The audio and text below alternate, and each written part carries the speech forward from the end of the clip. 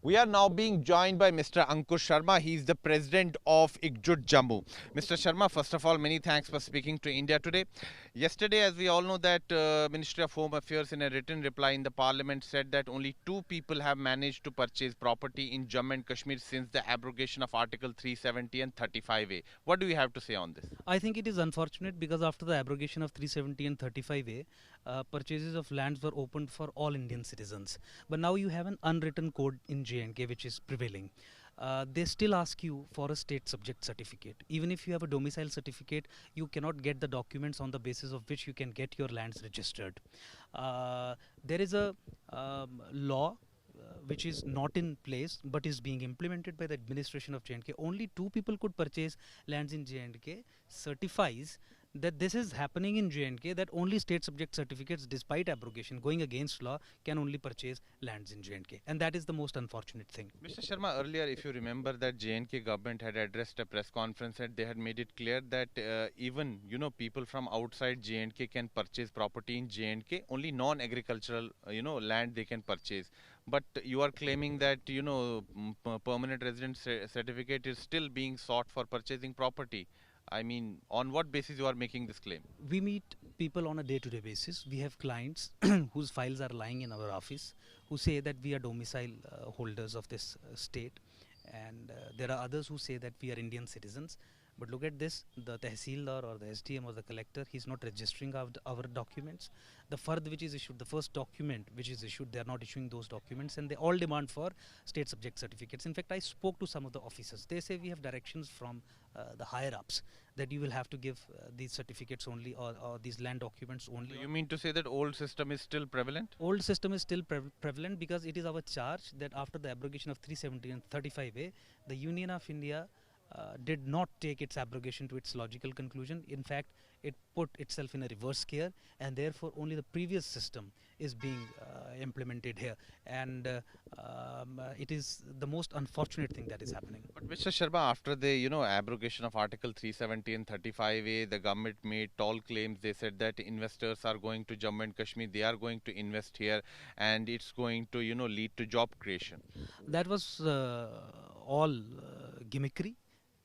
Those were all only false claims, and only two people could purchase land in 2 years. And if you make the names of these people public, I think you'll come to know that probably only with political patronage they have been able to successfully get lands here. Otherwise, if you're a normal individual, if you're someone who wants to invest in J&K, and if you're an outsider, which means that outside J&K, you will not be able to purchase lands here. So is it bureaucratic hurdle or some red tapeism? The bureaucrats say, and I've spoken to many higher officials, that what is the situation, because the law prescribes otherwise. The Transfer of Property Act says that you do not need a domicile certificate even. You do not need a state subject certificate even. They say that we have directions from very, very higher ups that you don't have to allow purchases of lands in favors of Indian citizens who are not state subject. So still only state subject holders can engage in purchase and buying of lands in J&K, and again they are addressing Kashmir sensitivities.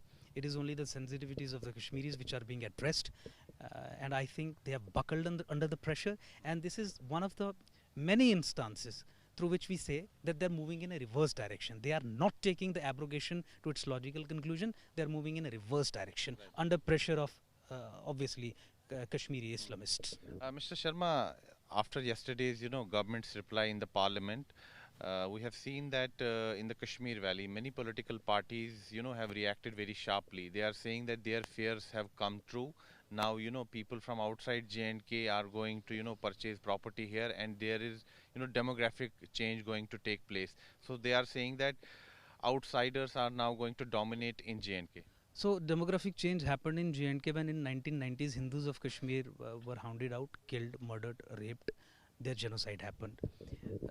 Demographic change in J&K is happening in Jammu province through the implementation of Roshni Act, 14th February 2018 order under which Muslims were given legal immunity to occupy and encroach lands in Jammu.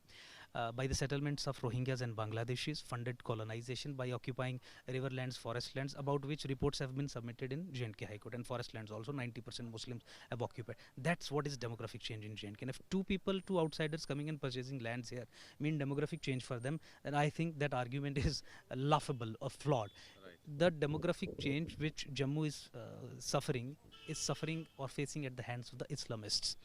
Their only argument is that we have to prevent the Muslim majority character of the state. That argument is communal, and they are engaging in a process against Jammu which is genocidal in nature, which is demographic change. So it's a reverse argument they are taking. They are the perpetrators, non-Muslims are the victims. Mr. Sharma, since you talked about, the displaced, Kashmiri Hindus, and you said that demographic change took place in Kashmir Valley when Kashmiri Hindus were hounded out of their homes.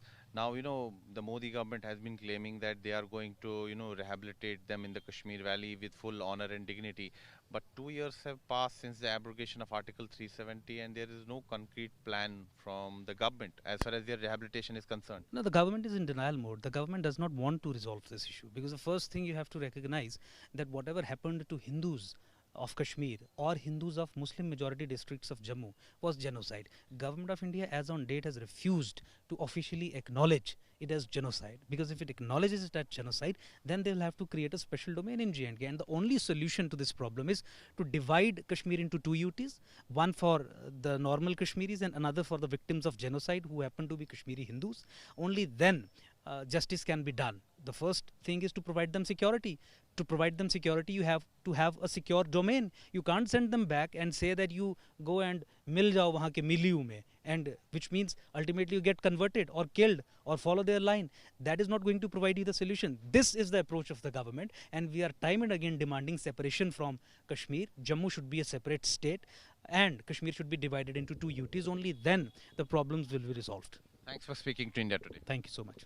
So that was Ankur Sharma, president of IkkJutt Jammu, clearly saying that old system is still prevalent in Jammu and Kashmir, and that is why outsiders and people from outside J&K are still finding it very difficult to purchase property here. He has said that Article 370 and 35A, they were abrogated, but still the objectives have not been met. So he is demanding that Jammu and Kashmir should be once again reorganized. Jammu should be made a separate state, and Kashmir Valley should be divided into two union territories. With video journalist Neeraj Kumar, this is Sunil Bhatt reporting from Jammu for India Today.